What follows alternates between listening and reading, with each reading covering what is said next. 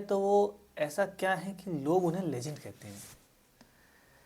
कोई यूपीएससी तैयारी करने वाला स्टूडेंट या कोई पीसीएस की तैयारी करने वाला स्टूडेंट, शायद ऐसा कोई स्टूडेंट होगा जिसने अपने टेबल पे स्वामी विवेकानंद जी का तस्वीर रख करके तैयारी नहीं किया होगा।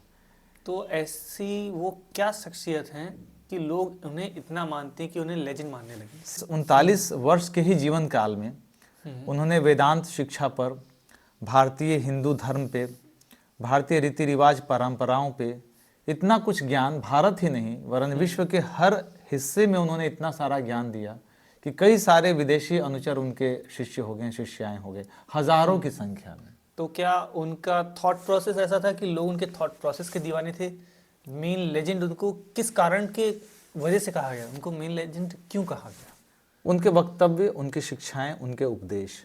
उन्होंने कहा कि उठो, जागो और तब तक संघर्ष करो जब तक कि तुम लक्ष्य को प्राप्त न कर लो। ओके, मतलब जो उनका थॉट प्रोसेस था, जिस हिसाब से उनकी थिंकिंग स्किल्स थी, लोग उसके दीवाने हुआ करते हैं। बिल्कुल हार मानना ही नहीं लाइफ में आपको। आप करते जाओ, काम करते जाओ, सफलता तो अवश्य मिलेगी। फल की चिंता मत करो। फल की चिंता मत करो, कर्म योग। बिल्कुल। योग। और यदि हम देखें तो श्रीमद् भागवत गीता से भी जो उनका उपदेश आता है प्रभावित है, इन्फ्लुएंस्ड है। महाभाष्य से भी है, पतंजलि की योग शास्त्र से भी है। तो उन्होंने मतलब प्राचीन भारतीय परंपरागत ज्ञान विज्ञान का प्रयोग करके उसको आज के आधुनिक विश्व से जोड़ा उन्होंने। और जो वसुधैव कुटुंबकम का जो सर्वधर्म संभाव था वो उनके विचार में बिल्कुल कूट कूट कर भरा हुआ था। वो ऐसा नहीं मानते थे कि हम हिंदू हैं, वो मुस्लिम हैं, वो जैन हैं या फिर वो क्रिश्चियन हैं, तो हम आपस में लड़ें। आपस में मिलजुल करके सह संबंध स्थापित करके पूरे विश्व को एक नया विश्व बनाएं, एक ऐसा विश्व बनाएं जिसमें गरीबी ना हो, जिसमें अशिक्षा ना हो, भुखमरी भ्रष्टाचार ना हो। उन्होंने एक ऐसे विश्व की कल्पना उनकी जो थिंकिंग थी वो ये सोचना था कि जो भी इंसान यहाँ रह रहा है वो प्यार से सब एक दूसरे के साथ रहे। एग्जैक्टली। जो प्यार और भावना से, जो गुरु नानक की शिक्षा में था, जो बुद्ध की शिक्षा में मतलब था, हर जो धर्म गांधी की शिक्षा में था, उन्होंने मतलब उन्हीं बातों को एक तरीके से आगे बढ़ाया और उन्हीं परंपराओं को उन्होंने खास करके मतलब जो हिंदू जो सनातन परंपरा है उसमें बहुत सारी बातों पे उन्होंने विचार किया कि मूर्ति पूजा करना चाहिए, नहीं करना चाहिए, कर्म कांड होना चाहिए कि नहीं होना चाहिए। तो करना चाहिए मूर्ति पूजा। उनका विचार था कि यदि आपका आस्था है, किसी धर्म में विश्वास है और आप मूर्ति के माध्यम से पूजा करते हैं तो वो भी सही है, और यदि आप बिना मूर्ति के पूजा कर सकते हैं तो वो भी सही है। क्या वो किसी एक धर्म को ज़्यादा मानते थे या कम मानते थे, ऐसा उनकी थिंकिंग थी, या सेकुलरिज्म में वो ज़्यादा बिलीव करते थे? एक बार मैं आपको इसी पे एक कहानी आपको बताता हूँ। खेत्री के जो दीवान थे वो जगमोहन जी थे, और जब वो खेत्री की यात्रा पर गए थे तो वो एक मुस्लिम परिवार के घर में ठहरे हुए थे। तो जगमोहन जी उनसे पूछते हैं कि स्वामी जी, आप एक हिंदू संत होकर के आप एक मुसलमान के घर में ठहरे हैं, इनके यहाँ आप खाना खा रहे हैं। तो उन्होंने कहा कि ये छुआछूत और अस्पृश्यता मेरे जीवन में है ही नहीं, और किसी भी भारतीय को इसको नहीं अपनाना चाहिए, मानना ही नहीं चाहिए छुआछूत जैसी परंपराओं को। उन्होंने कहा मैं संत हूँ और मैं इन सब चीज़ों से परे हूँ। मेरे लिए हर शिष्य जो हमको बुलाता है मैं उसके पास जाऊंगा और उससे वार्तालाप करूंगा। मतलब इस तरीके के उदात्त विचार थे स्वामी विवेकानंद जी को। मतलब कई बार लगता है ना मुझे कि हम लोग एक फ़ोटो रख करके सिर्फ युवा दिवस मना करके, नेशनल यूथ डे मना करके उनको नहीं मान सकते हैं, बल्कि यदि हमको उनको मानना है तो उनके विचारों का पालन करना होगा। एग्जैक्टली। आज हम जो धर्म को लेकर के आपस में लड़ झगड़ रहे हैं, एक धर्म को दूसरे धर्म से नीचा दिखा करके उस पर हमला करने का प्रयास करते हैं, स्वामी जी इसके प्रबल विरोधी थे। वो कहते थे कि भारत के दो महत्वपूर्ण धर्म तब के समय के, वो कहते थे कि दोनों को मिलकर के ही भारत को आगे बढ़ाया जा सकता है। मतलब इस तरीके के उदात्त ख्याल थे उनके। भारत नहीं, अब ये शायद जब मुस्लिम धर्म यहाँ आया और हिंदू धर्म आया तो वो हिंदुस्तान बना। बिल्कुल बिल्कुल बिल्कुल। तो वो हिंदुस्तान को जो आगे बढ़ाना चाहते थे कि वो भारत को आगे बढ़ाना चाहते थे? वो कह सकते हैं कि हिंदुस्तान को आगे बढ़ाना चाहते थे। वो उनके जो भाषण का जो तरीका था, उनके पता है उनके भाषण में मैं आपको बताऊं 1893 में जो अहम एक पड़ाव रहा वो था शिकागो विश्व धर्म संसद। भारत के राजाओं ने, जिसमें मुस्लिम दीवानों का भी योगदान था, उन्होंने पैसे जुटाए थे और कई सारे हिंदू मुस्लिम छात्र छात्राओं ने पैसे जुटाए थे उनके बाहर जाने के लिए। और सबसे अहम प्रबंध किया था खेतरी के राजा ने, जिन्होंने तब के समय में 1500-2000 रुपये के आसपास में उनको दिए थे। जब वो शिकागो धर्म संसद में जाते हैं तो पहला उनका लाइन था कि अमेरिका के मेरे भाई एवं बहनों। इतना सुनना था कि अमेरिका वासियों को इन सब शब्दों की आदत नहीं थी। मतलब 10 मिनट तक हॉल लगातार तालियों से गूंजता रहा और लगभग 10,000 से ज़्यादा लोग उस हॉल में खचाखच भरे हुए थे और लगातार 10 मिनट तक तालियां बजती रही। तो उन्होंने कहा कि सर्वधर्म समभाव, मतलब विश्व के हर धर्म के लोगों को मिलकर के मानवता के लिए कार्य करना चाहिए। और पूरा अमेरिका प्रभावित हो गया, पूरा क्रिश्चियनिटी। उसके बाद उनको पता है वहाँ पे कैम्ब्रिज विश्वविद्यालय में भी कॉल आया इंग्लैंड से, और साथ ही हार्वर्ड में भी वो शिक्षा देने गए, अपना भाषण देने गए और बहुत बड़े बड़े उस समय के दर्शन शास्त्रियों से वो मिले, उनका वार्तालाप हुआ, सत्संग हुआ, शास्त्रार्थ हुआ। तो एक बहुत ही एक अहम विषय है। कभी मतलब यूथ को तो पढ़ना चाहिए उनके बारे में, उनके बारे में एक एक घटनाएं ही उनकी शिक्षा और उनके उपदेश हैं। वैसे विवेकानंद जी की ऐसी ज़िंदगी में कोई ऐसा टर्निंग पॉइंट, कोई ऐसा पल कि उनकी पूरी ज़िंदगी बदल गई? वो भी एक आम इंसान रहे होंगे, हम लोगों की तरह मौज मस्ती काटने वाले, अरे भाई चलो आओ आज गांव में बैठते हैं, खेत में बैठते हैं। इसी बात पर मुझे याद आ गई कि विवेकानंद जी के बचपन में उनके माता और पिता उनकी आदतों को देख करके बहुत परेशान हुआ करते थे। जो आपने कहा ना कि खेतों में घूमते हैं, एक बार वो पेड़ पे लटके हुए थे और जैसे पैर फंसा करके डालियों में उल्टा लटक गए थे, तो उनकी माँ देख करके बहुत परेशान हो गई। वो घर में सामान को इधर से उधर फेंक दिया करते थे, रख दिया करते थे, कहते थे कि इतना नटखट क्यों है। आजकल मैं मतलब देखता हूं तो बचपन में आम इंसान की तरह ही, एग्जैक्टली व्यक्ति की तरह जैसे हम और आप। पर ऐसा क्या टर्निंग पॉइंट आ गया कि सब कुछ बदल गया? हुआ ये ना कि उनके गुरु जी का देहांत। मैंने कहा ना कि जो उपनिषद की गुरु शिष्य की परंपरा है, भारत की एक अहम परंपरा है। उनके गुरु जी के देहांत के बाद, जब तक उनके श्री रामकृष्ण परमहंस जी का जब तक देहांत नहीं हुआ था, तब तक वो सिर्फ गहन विचार में थे, सोचते रहते थे क्या करना है, अद्वैतवाद सही है कि द्वैतवाद सही है। लेकिन गुरुजी की मृत्यु के बाद जब गुरुजी अंतिम आशीर्वाद दे करके जब अपना देह का उन्होंने त्याग किया, तब से स्वामी विवेकानंद जी को एक मतलब एक सपना आया, एक उद्देश्य मिला कि गुरुजी के सपना को पूरा करना है। और उन्होंने इसी उद्देश्य से पहले तो पूरे भारत का उन्होंने भ्रमण किया। मतलब जब आजकल हम कहते हैं ना कि कई बार लोग घूमने जाते हैं, तो क्यों घूमने जा रहे हो भाई? भाई घूमना बहुत ज़रूरी है आपके लाइफ में। वो चीज़ तो एक्सपीरियंस मिलता है। एग्जैक्टली जब तक आप पूरे भारत का दर्शन नहीं करेंगे घूम घूम करके, तो आप भारत के दर्शन शास्त्र के बारे में क्या ही जानेंगे। तो गुरु जी की मृत्यु के बाद उन्होंने कहा कि उनके सपनों को पूरा करना है, उनके उपदेश को जन जन तक पहुंचाना है और वेदांत दर्शन की शिक्षा हमें पूरे भारतीयों तक पहुंचाना है। वो टर्निंग पॉइंट था। और दूसरा जो शिकागो का विश्व धर्म संसद 1893 में हुआ, जिसमें लोगों ने उनको हाथों पर ले लिया और कम से कम उसके बाद अगले 4-5 वर्ष तक वो पूरे विदेश में ही धर्म का प्रचार करते रहे। 1893 से 1898 तक, 5 वर्षों तक। अभी आपने बोला धर्म का प्रचार करते रहे। एक तरफ वो सेकुलरिज्म होने की बात कहते हैं कि हर धर्म को मानने वाले, दूसरी तरफ धर्म का प्रचार भी कर रहे हैं। ये दोनों बातें क्लैश नहीं कर रही हैं? तो यही तो उनके विचार की खासियत थी। उन्होंने विभिन्न प्रकार के विविधताओं का सामंजस्य किया। जैसे बहुत सिंपल सी बात है, एक कटोरे में आप नमक और चीनी दोनों को का घोल बना करके भी यदि पीने योग्य बना देते हैं लोगों के लिए, तो उन्होंने एक ऐसा सनातन, एक ऐसा मानवीय धर्म उन्होंने विकसित किया जिसमें लोग धर्म को लेकर लड़े नहीं, धर्म को सहज भाव से अपनाएं। आप अपने धर्म को तो बहुत अच्छा कह सकते हैं, लेकिन दूसरे के धर्म को खराब करके नहीं। आज के समाज की व्यवस्था व्यथा जो भी आप कहिए, बिल्कुल बिल्कुल देख के आप बता सकते हैं कि लोग स्वामी विवेकानंद जी को इतना मान रहे हैं, उनके लिए युवा दिवस भी बना दिया। जैसे कि आप कह रहे हैं एक नया धर्म, एक नया समाज बनाने की उन्होंने बात की थी। क्या उनकी इस बात पे खरे उतरे हैं लोग? नहीं, मेरे ख्याल से तो नहीं। मैं बहुत स्पष्टवादी हूँ इस मामले में।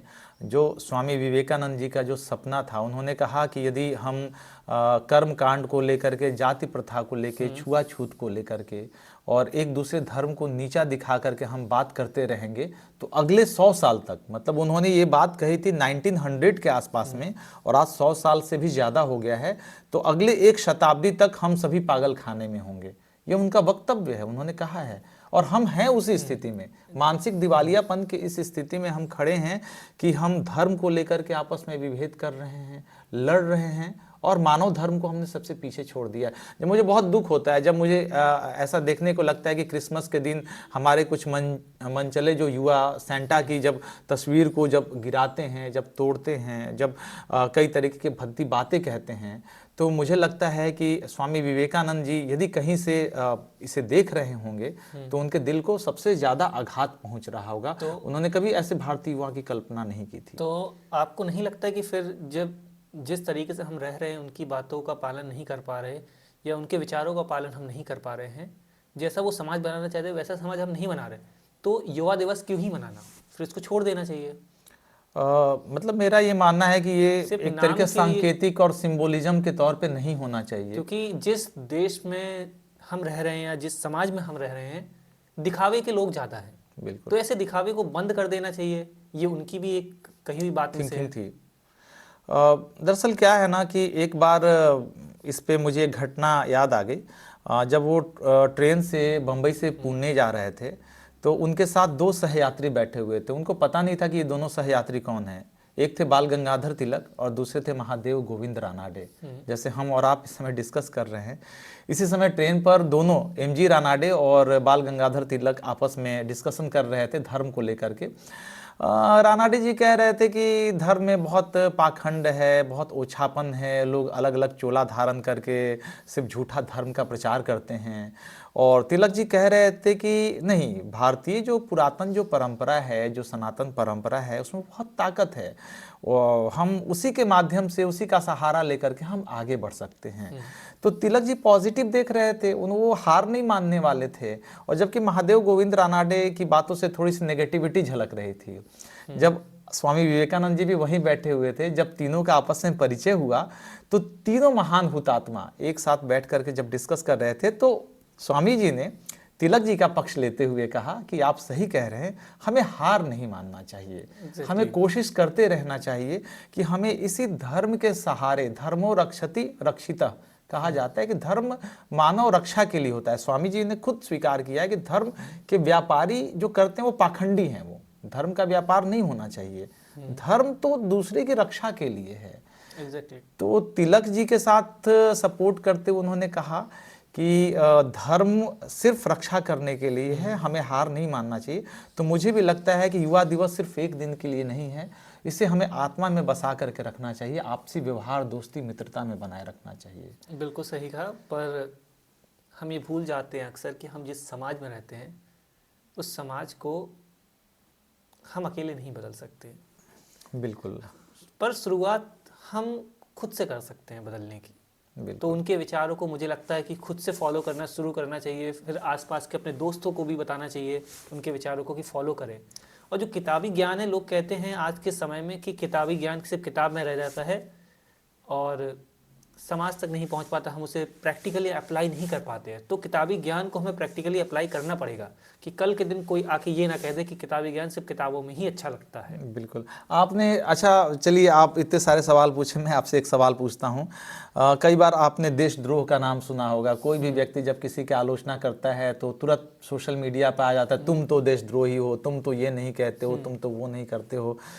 तो देशद्रोह क्या है, आप जरा मुझे बताइए कि देशद्रोह आप किसे समझते हैं या देशद्रोही किसे समझते हैं? क्या आधे भारतीय, मतलब 40 करोड़ हिंदुस्तानी क्या देशद्रोही हैं, या 1-2 व्यक्ति देशद्रोही हो सकता है? कौन है देशद्रोही? देखिए, देशद्रोही भारत में ज़्यादातर लोगों का इस शब्द का इस्तेमाल करने का कारण है शब्दों का अभाव। लोगों के पास शब्दों का ज्ञान नहीं है, लोगों ने इतनी पढ़ाई नहीं की है। आपने देशद्रोह बोला है, अरे उसने इसको मार दिया, वो तो देशद्रोही है। उसने इस मंत्री को ये बोल दिया, वो देशद्रोही है। अब वो कुछ बोला, किसी और के मुंह से सुना है, शब्द आज तक पहुंचा है। असल में आधे भारतीयों को पता ही नहीं है कि आधे शब्द की मीनिंग क्या है। बिल्कुल। जैसे एक ग्रुप में होता है, कोई एक वर्ड, फैंसी सा वर्ड इस्तेमाल करते, लोग हंस देते क्योंकि सब हंस रहे। आधों ने प्रोसेस ही नहीं किया उस वर्ड को, शब्दों का ज्ञान ही नहीं है। तो हम देखा देखी में आधे शब्द के इस्तेमाल कर रहे हैं। तो लोगों को सबसे पहले शब्दों का ज्ञान होना जरूरी है। और देखा जाए मेरी नज़रों में देशद्रोह क्या है, जो कार्य या जो भी हम कर रहे हैं, हमारे एक्शंस हमारे देश के लिए हार्मफुल हैं, और प्रेजेंट में भी और फ्यूचर के लिए, तो वो देशद्रोह है। अब आप आज के समय में विदेशी वस्त्रों का इस्तेमाल कर रहे हैं, विदेशी भाषा का इस्तेमाल कर रहे हैं, आपकी दवाइयाँ अंग्रेजी में लिखी हुई है, आप गूगल, एप्पल, आईफोन इन सब का इस्तेमाल कर रहे हैं, और दूसरे ओर आप कहते हैं कि हम देशी हैं। सबसे बड़ा सवाल मतलब मुझे ये लगता है, मुझे लोगों से भी कहना है कि अपने व्यवहार में वो ड्युअलिटी क्यों लाते हैं। स्वामी जी का ये साफ मानना था कि विदेशी संस्कृति जो अच्छी हो, जो आपको अच्छी बातें सिखाए, उसको आप एडॉप्ट करना चाहिए। पता है, जब वो भारत की दुर्दशा पे उनको आंसू आ रहे थे, जब वो यात्रा कर रहे थे 2 साल 3 साल की, तब के समय में बड़ी लंबी यात्राएं होती थी, 2-3 महीने में समुद्र के माध्यम से यात्रा करते थे। जब वो जापान गए, जब वो चीन गए, जब वो अमेरिका और इंग्लैंड और यूरोपीय देश स्विट्जरलैंड गए, तो वहाँ की व्यवस्था देख करके उन्होंने कहा कि यहाँ पर कितनी अच्छी व्यवस्थाएं हैं।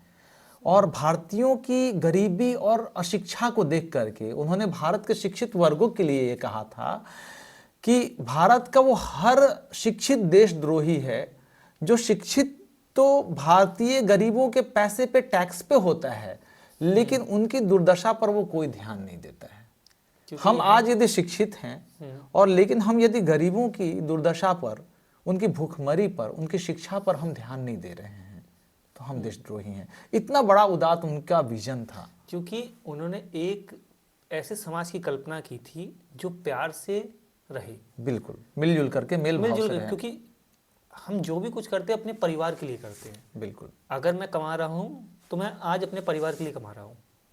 उनका ये कहना है, अगर आप कुछ भी कर रहे हैं, आपका परिवार आपका देश है, आप पूरे देश के लिए करिए। बिल्कुल। और तो जो हमारी थिंकिंग है, जो हमारी सोच है, अगर मैंने एक प्रॉपर्टी खरीद ली, अब मेरे नाम पे और प्रॉपर्टी नहीं हो सकती, अपने बेटे के नाम पे खरीदूंगा, अपनी पत्नी के नाम पे खरीदूंगा। भ्रष्टाचार। पर मेरे पास पैसा है, हाँ। मुझे बहुत सारी चीजें करनी है, मैं करूंगा। अब बात आप बताइए, उनके विचार के अनुसार, उनके परिभाषा के अनुसार कौन देशद्रोही नहीं है? अगर आज ये के चीज वक्त में हर एक है उनकी अब यहाँ पे उनकी परिभाषा में कॉन्फ्लिक्ट आ जाता है। अब हर कोई तो अपना परिवार देखेगा। नहीं, परिवार के लिए करना चाहिए, लेकिन आप यदि भ्रष्टाचार से अकूत संपदा यदि इकट्ठा कर रहे हैं, वो किसके खून पसीने की संपदा है? वो यही तो कहते हैं कि एक व्यक्ति को, वो बार बार वो कहते हैं कि वहाँ पे जो गरीब व्यक्ति है, जो यूरोपीय देश में, उसको उसका अधिकार मिल रहा है, उसको खाने का अधिकार मिल रहा है, उसको राइट मिल रहा है हर तरीके से, ठीक है, पर्याप्त उसको संपत्ति कमाने का अधिकार मिल रहा है। लेकिन यहाँ पे यदि आप इनइक्वालिटी है किसी भी अव्यवस्था के कारण, भ्रष्टाचार के कारण, तो मैं तो यही कह रहा हूँ कि आप यदि स्वामी विवेकानंद की फोटो लेकर के आप पढ़ाई कर रहे हैं और अपने एक्ट में उनके विचार को नहीं लेके आ पा रहे हैं, तो फिर वो पूजा पाठ करना, उनका पूजा अर्चना करना, तो मुझे नहीं लगता प्रासंगिक है। वो तो है। और करप्शन कहाँ नहीं है, सबसे पहली चीज़ तो ये है।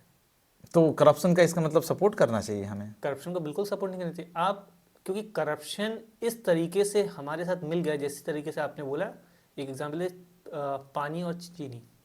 पानी और चीनी की तरह करप्शन इस देश के समाज में मिला हुआ है, हम उसको चाह कर भी नहीं हटा सकते। अगर आप मंदिर जा रहे हैं तो मंदिर में भी करप्शन है। बिल्कुल। अगर आप पूजा करने जाएंगे वहाँ करप्शन है, बच्चे की पढ़ाई के एडमिशन के लिए जा रहे हैं वहाँ करप्शन है, मेडिकल के लिए जा रहे हैं वहाँ करप्शन है। करप्शन आखिर कहाँ नहीं है? तो इसका सबसे ज्यादा भुक्तभोगी कौन होगा? धनी वर्ग होगा या गरीब होगा? गरीबों की 10वीं पीढ़ियां बीत जाती है गरीबी में काम करते करते, और उनके खून पसीने का यदि पैसा और मेहनताना नहीं मिलता है, तब तो ये उनके लिए नुकसानदायक। स्ट्रेस, कंफ्यूजन और ओवर थिंकिंग पर वो क्या कहते हैं? आज के समय में वो कहते कि स्ट्रेस तो एक बहुत कॉमन सी चीज है। यदि स्ट्रेस ना होना एक व्यक्ति को एबनॉर्मल सिद्ध करता है, जो मानना है मेरा।